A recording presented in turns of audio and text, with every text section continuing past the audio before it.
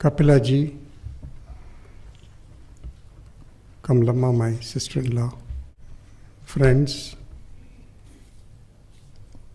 on behalf of Sharada Prasad's siblings, I would like very briefly to recall the early days we spent in Bangalore and Mysore.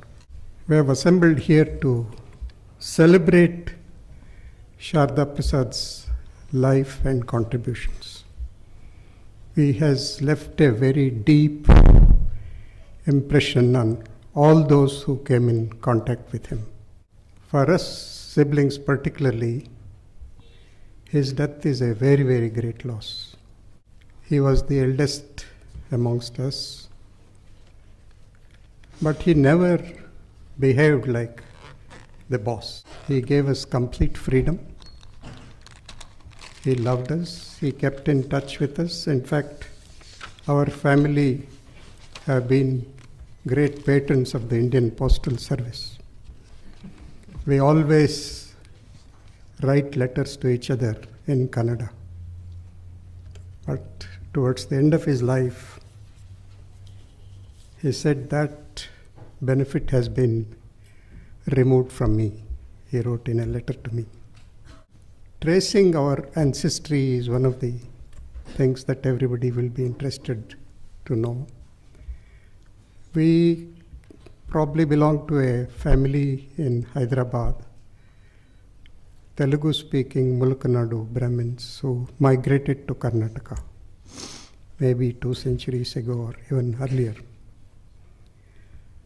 My father's father was a cashier in the Mysore Palace when it was being built. He was known for his extraordinary integrity, and he never took a pie from any contractor. The contractors were so puzzled by this man.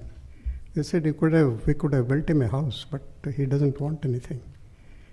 But when he retired, the only thing he accepted was a small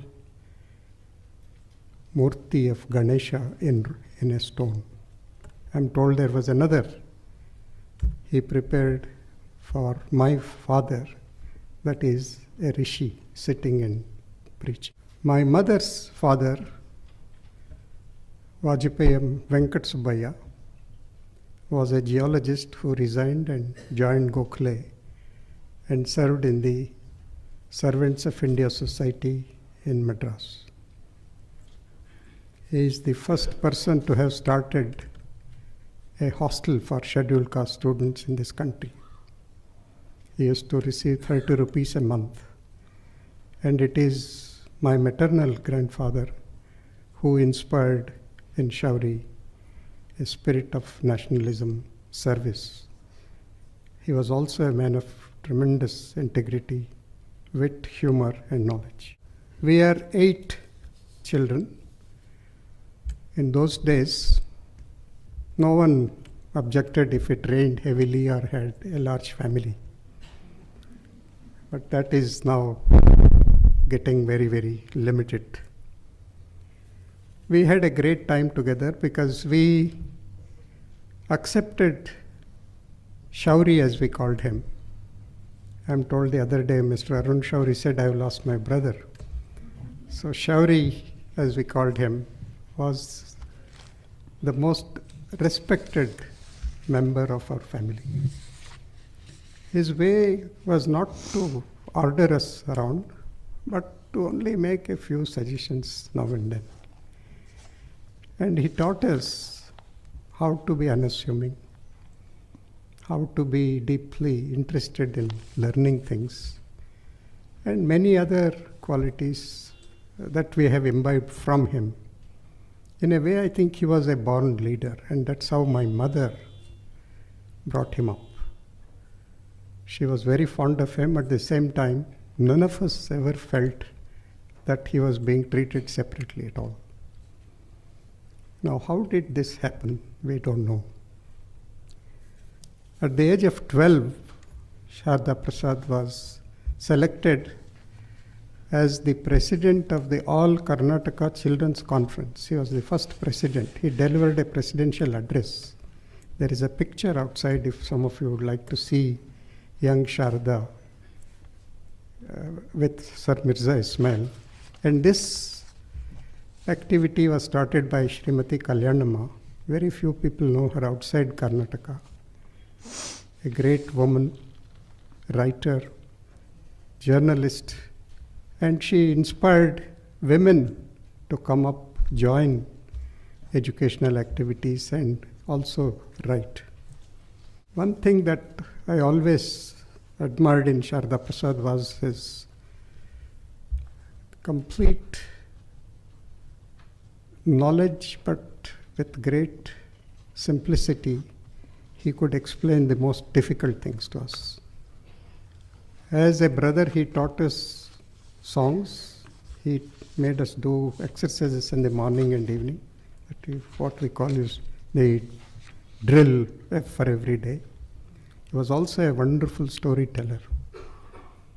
My younger brother reminded me that once he was telling a story after a meal, we were all sitting without washing our hands. That was the habit. But the hands dried up, but none of us got up because the story of Harishchandra was so beautifully narrated by him. One other thing I would like to recall today is a letter he wrote to me on my 76th birthday. He says, "Brothers are not always friends, but you and I have been. In fact, all the 8 brothers and sisters that we are seem to be surprisingly free of jealousies and rivalries. They played, this credit should go to our father and mother. They played no favorites and taught us the importance of not putting on airs. The greatest service they did for us was that they left us no property. Even a little might have introduced friction." Every time I met him, I learned something new.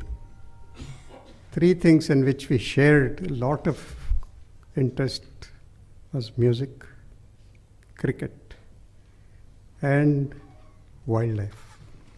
Many of you may not know the deep interest he had in knowing the various kinds of animals and plants. And that's why in this book that has come out, Incredible India, in Land and People, he has written a very beautiful chapter.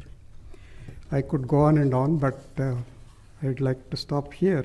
But I cannot but mention to you that he plunged into the freedom movement of India as a student and secretary of the Mysore University Students' Union. That is where I had met Kamala for the first time, and I was so totally impressed by her charm. I don't blame my brother for choosing her as a wife. I remember to have distributed pamphlets to people to vote for my brother. That I did. I was only 12. And he won against all the other candidates with a thumping majority. And Mysore is a blessed place where people take life easy. It was a city known for gardens and retired people going for walks on the Kukralli tank. Satyan probably will add more things, but in those days, he woke up the youth of Mysore. In fact, they were not so much interested in politics and all that, but the kind of fiery speeches he gave at the age of 17 and 18 are memorable. I used to be invited to sing the invocation song. That was my job, but later on he took over, and thousands of students took up the freedom movement. And that is the beginning, and then he later on joined the Indian Express in Madras as a sub-editor, and then other things you know very well. I pay my own homage to him, and I don't think we are here to mourn him. That's the least that we could do. We have to remember and cherish the wonderful things that we shared with him. Thank you very much.